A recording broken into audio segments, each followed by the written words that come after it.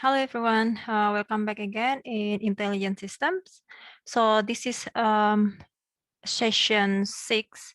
We're going to discuss about the K-means as a learning from observations method. So this is the session learning outcome for today. We're going to cover the basic approach and techniques in AI, basic mathematical background used in AI, appropriate computing and mathematical techniques in AI, and also analyzing approach, different approach in specific problem. So I remind you again about the types of machine learning. We have supervised, unsupervised, and reinforcement learning. So this is the reason why we need the supervised learning, because it helps us to solve the problem with a more trustworthy method, because we give the label to the machine. With unsupervised learning, this is when we cannot afford to get the labeled data, then we get the unsupervised learning for our data. So we actually only wants to learn about the unknown pattern. This is the comparison between the supervised and unsupervised learning, as we already talked last week. Yeah, I'm going to skip this part. Okay, so as a part of the unsupervised learning, I'm going to talk about what is the clustering technique. What is actually a clustering? K-means algorithm is part of a clustering algorithm. Clustering means there is no class to be predicted, but rather when the instances are to be divided into natural groups. This is basically a type of unsupervised learning model. Yes, of course, because we don't have class. That means we don't have label.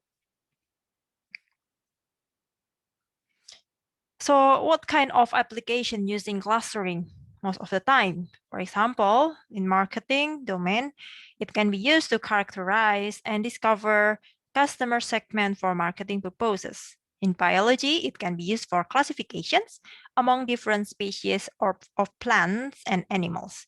In libraries, it is used in clustering different books on the basis of topics and informations. Insurance, it is used to acknowledge the customers, their policy, and identifying the frauds. For city plannings too, it is used to make groups of houses and to study their values based on their geographical locations and other factors present. Earthquake studies, by learning the earthquake affected areas, we can determine the danger zone. Okay. So this is another example when we need the clustering to personalize the customer segment. For example, by using the weather and season. So for example, we see that the customer living in another city, how's the weather there? Okay, so the weather maybe it's a bit rainy all the time, like in Bogor city. Okay, so I need to sell something else, something different. Maybe I can sell raincoat or umbrella. It's a bit different with probably in other areas, where the rainy, when the weather is always sunny, for example. Okay, so this is another example of the clustering. Okay, so let's have a look on the exact example. There's just illustrations, so this is not a real data. This is just to help you to understand how's the clustering work. Okay, so we have sets of Simpsons family and colleagues too, and all the person in the Bart Simpson family. We can do something like this because we can say that clustering is up to you, it's subjective, right? So I can just put all of these people together because they are a Simpson family, right? This is the dad, this is the mom, this is Bart, this is the sister, and this is the grandpa. And then we can also group the other person as the school employees. And Or maybe we can also group them by the gender. Yeah, females with females, males and with males. So it's depend on what kind of group do you want. Yeah.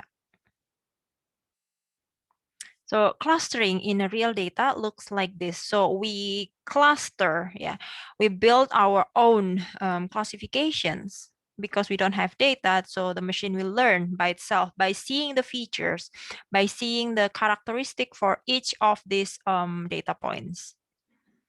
So they classify all of the data given to the system into 1, 2, 3, 4, 5, for example, because it looks 5 a different group. It looks like they belong to 5 different characteristics, for example. Okay, so now if we clustering the data, the most important thing is what make things related to each other. Yeah, how can we see that they will be good in a group together, right? So we need to have some metrics which is called semantic similarity or other kind of similarity measurement. For example, statistical similarity. For example, again, we treat documents as a factors and then we can see the distance between these two factors. Think of either cosine similarity or Euclidean distance. So this two is really popular, yeah, in clustering. Okay, if we see the data like this, visually we can judge, yeah, that these two data is not similar. Why? Because this is a human, this is a girl, and the other one is a dog. Even though from the shape, it looks the same, it looks similar, but from the color, we can say, yeah, this is similar, but our eyes can already see that this is not the same. Okay, but how about the machine? We need to define the similarity. We need to tell the machine that this is not the same. Regardless the color, regardless the shape of the hair, this is not the same. Yeah, that's why we need to define the similarities. What is similarity? The quality or state of being similar, likeliness, likeness, resemblance as a similarity of features. Yeah, we can say that similarity is hard to define, but we know when we see it with eyes. The real meaning of similarity is philosophical questions. We will take a more pragmatic approach. So to define the similarity, we need the measurement. Yeah, we need the measurement. What kind of measurement that we need to define a similarity? One way is to having the distance measurement. We need a distance calculations. The definition of the distance is let O1 and O2 be two objects from the universe of possible objects. The distance or dissimilarity between O1 and O2 is a real number denoted by D, the distance, of O1 and O2. Now, what is the properties of the distance? The distance has a symmetry property. That means the distance from A to B equals to the distance from B to A. The distance from A to B equals to 0 if only if A equals B. So A and B is the same node. And then now when we talk about the positivity, yeah, the distance always has the positive measurement. Now we have two types of common distance measurement. First, we have Euclidean, and we can also have Manhattan. So these two are very common. Yeah, you can either use Euclidean or Manhattan. Euclidean follow the Pythagorean theorems, which is you calculating the distance by using the straight line. But with Manhattan, you move with a grid-like path. Okay, so this is the Euclidean distance. You calculating the distance like this, yeah, using the square root of the distance of x square plus the distance of y square. Okay, and then when we see the picture in here, in the bottom, we can see that this picture draw a straight line from xy, x1, y1 up to x2, y2. So this is a straight line. We're measuring the straight line from the distance of the x and y, following the Pythagorean theorem. Okay, so now how about the Euclidean distance like this, for example? The distance between points 2, -1 and -2 and 2 is found to be 5.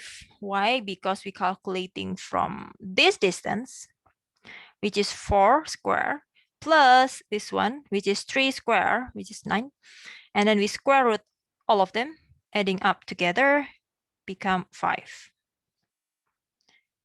Okay, so how about Manhattan?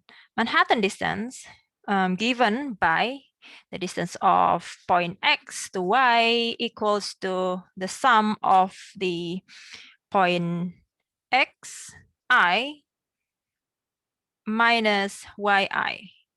Yeah, so because this is X, it is Y, so we define this like, we define the distance like this. So the difference between these two, the difference between this and this.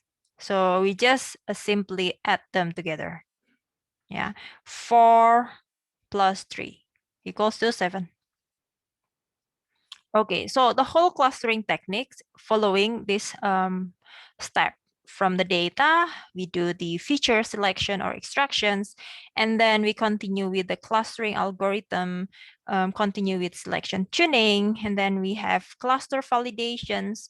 After we have the cluster already, we need to interpret the result. And then we send all the result become a knowledge. So from data to knowledge. Okay, so how about the technique? The common technique in clustering, we have two types. So first is partitional algorithm, and the second is hierarchical algorithm. What is partitional? Construct various partitions and then evaluate them by some criterions. Hierarchical means we do it one step at a time, one level at a time. Yeah. So for example, k-means belong to this part, yeah, belong to this type, partitional algorithm. Refine it iteratively.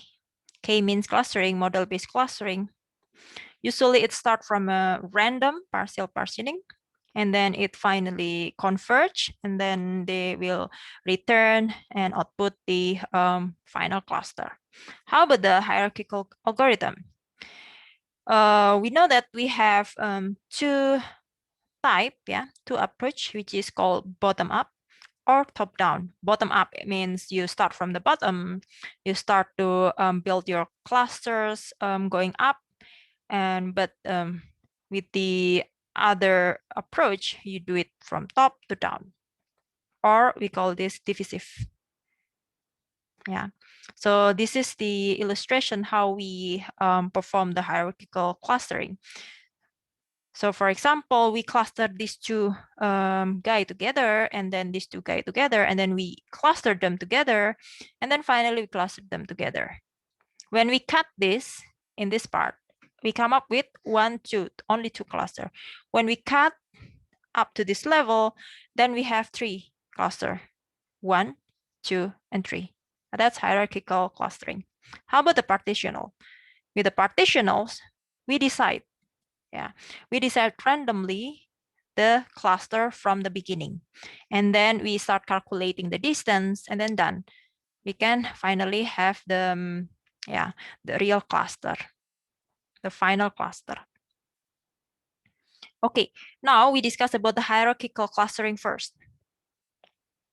In the hierarchical clustering, it can be visualized as a dendrogram. This is called the dendrogram. Yeah, a tree-like diagram that records the sequence of merge or splits. So similar like the earlier in the illustrations, we can build something like this. And this will be the distance. This is your point. What is the strength? Yeah. What is actually the advantage of the hierarchical clustering? We don't need any assumptions on the number of cluster. We can just measure the similarity between individual, between the points, and then gradually come up with the clusters. Any desired number of cluster can be obtained by cutting the dendrogram at the profile level. Once we have the full trace, dendrogram, and then we can cut them down, and then we can finally have the number of clusters.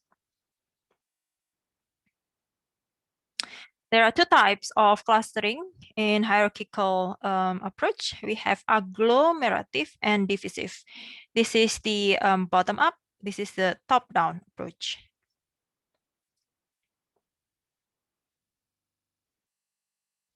Okay, so this is just the explanations of how we build the dendrogram. Okay, so one potential use of dendrogram is to detect outliers. So by building something like this, visually, we can see in the coordinates, you can see that we have outlier here. It does not belong to anywhere. Yeah, this is just a strange point.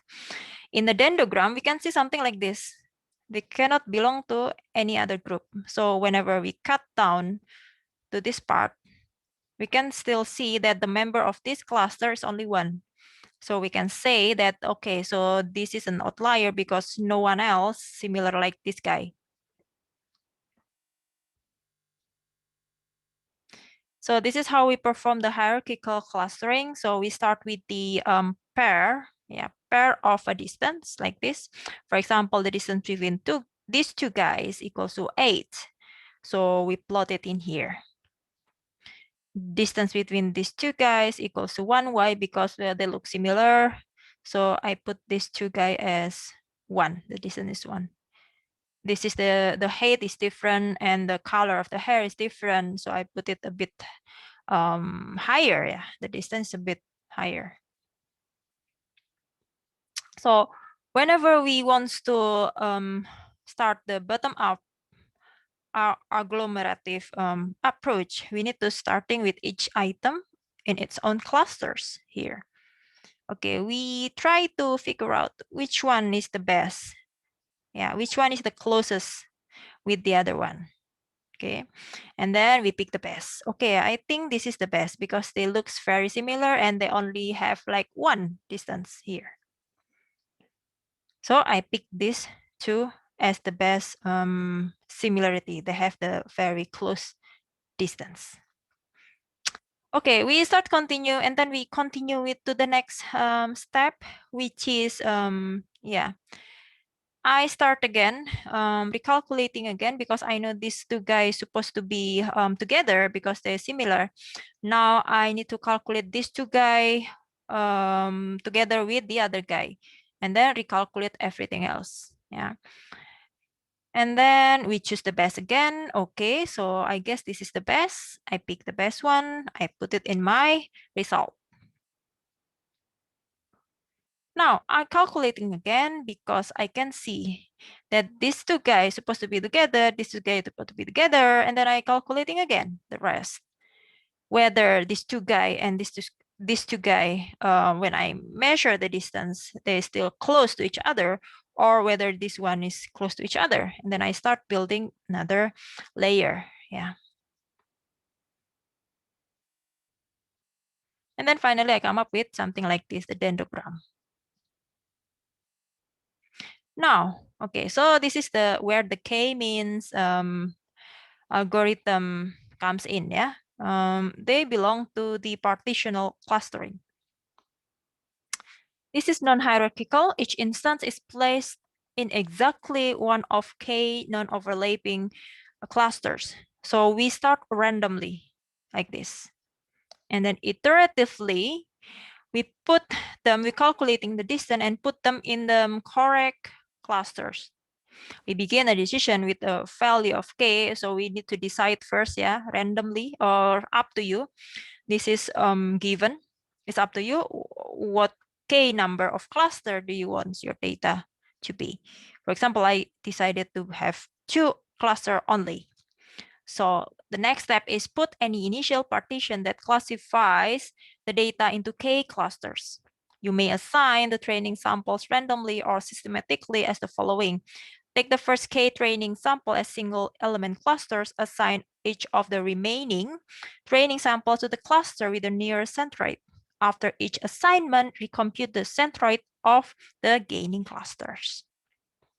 Step 3, take each sample in sequence and compute its distance from centroid of each of the clusters.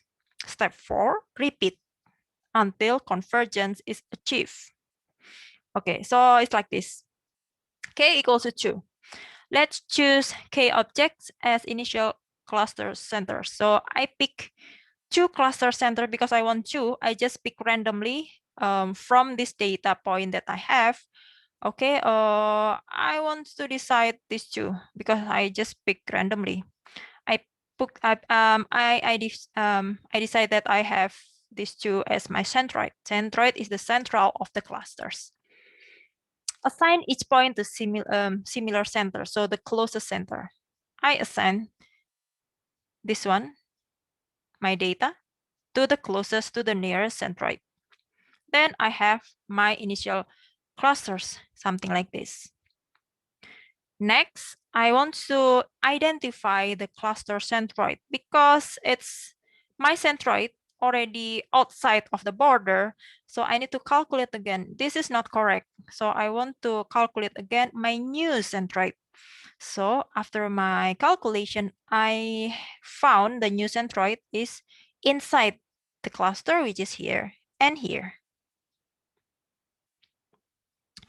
And then the next thing is I need to reassign the point based on the minimum distance.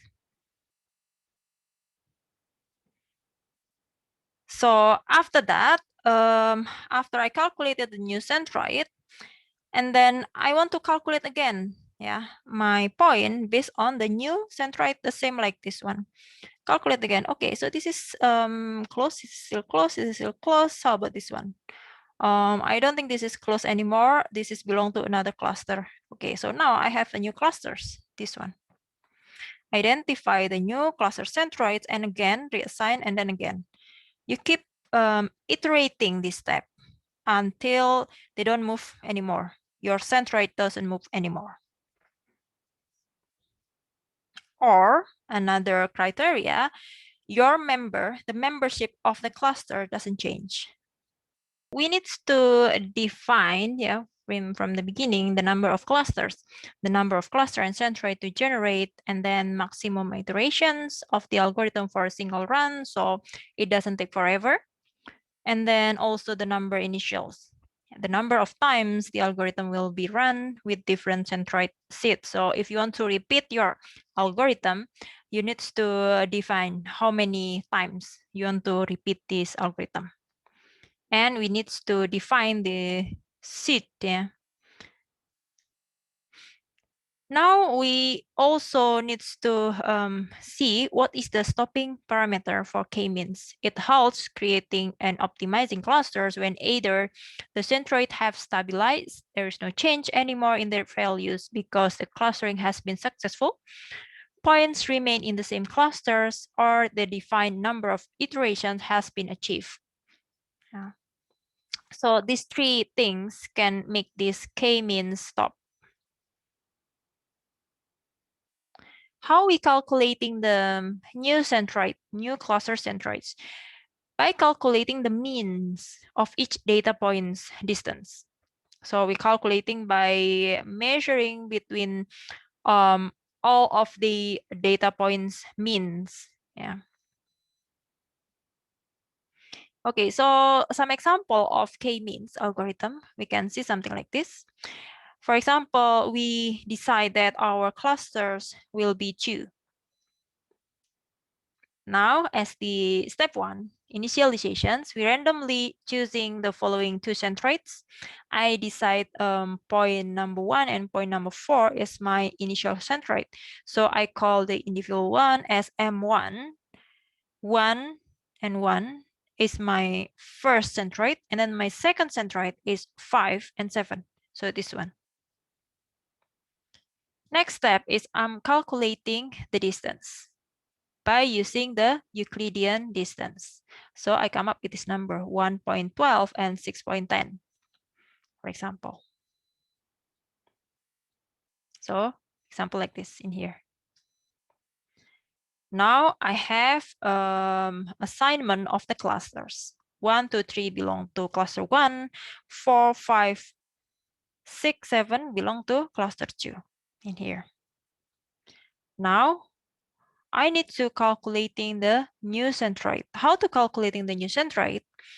I take the mean of these three members, 1, 2, and 3. 1 equals to 1 and 1, 2 equals to 1.5 and 2, 3 equals to 3 and 4. Let's have a look. This one. So I'll calculating this mean and this mean. Right? And this will be my next centroid. Step 3, I need to calculate again based on the distance from each individual to the new centroid, which is M1 and M2 in here. This one. 1.83, 2.33, and the next M2 is the 4.12 and 5.38. And I need to calculating the distance of all of these data points. Okay, and then I come up with this assignment. 1 and 2 belong to cluster 1, 3, 4, 5, 6, 7 belong to another cluster. So now in our next iterations, data point number 3 move from cluster 1 to cluster 2. Why? Because this is the closest distance that we can have. Okay, and then we keep iterating, and then we calculating. We have the new centroid equals to 1.25 and 1.5 for variable 2, and M2 equals to 3.9 and 5.1. Now we have the same member for each clusters after we calculating the distance. Okay, and then this is where the k-means algorithm stops. Why? Because there is no change in the clusters. And if we plot them, the result into the coordinate, it looks like this. So this is first cluster and this is second clusters. How about if we have k equals to 3? So basically the same, yeah. We just need to calculating again the closest distance. So for example, for individual 1, the closest distance is 0 because this is the initial centroid itself. So it belongs to cluster 1. And then data point number 2 belong to cluster 2 because this is also the initial centroid. And then cluster number 3 because this is the very smallest distance that we can have, so it belongs to cluster 3. Okay, and then in the step 3, we have the calculating the distance again, something like this. And then we have the M1 equals to 1, M2 equals to 2, M3 equals to 3. So that's why this diagonal value will be 0. Okay, so this is belong to C3, cluster 3. And if we plot the data into 3 clusters, it becomes like this. It looks like this. It's not wrong. It's not incorrect. Yeah, it's depend on how many clusters do you want this data to be. Can try to click this link for the simulations of k-means. Okay, so this is some advantages and disadvantages of the k-means algorithm. What is the most advantages of the k-means? It's fast and efficient, work very well on unlabeled numerical data. It's iterative technique. So yeah, we can keep them working until we decide that, okay, so stop, you don't need to continue. It gives best result when data sets are distinct or well separated from each other. But Okay, we also have a drawbacks. The cons must understand the context of your data very well. You need to choose your initial K value. We need to have quite a lot of repetitions to understand. And sometimes when you repeat the K-means algorithm, it doesn't result the same. It always changes, yeah. The assignment of the data, the assignment of the cluster always change. So it's unable to handle noisy data and outliers, and also it fails for non-linear dataset like this. The K-means algorithm is really cannot learn from this kind of data.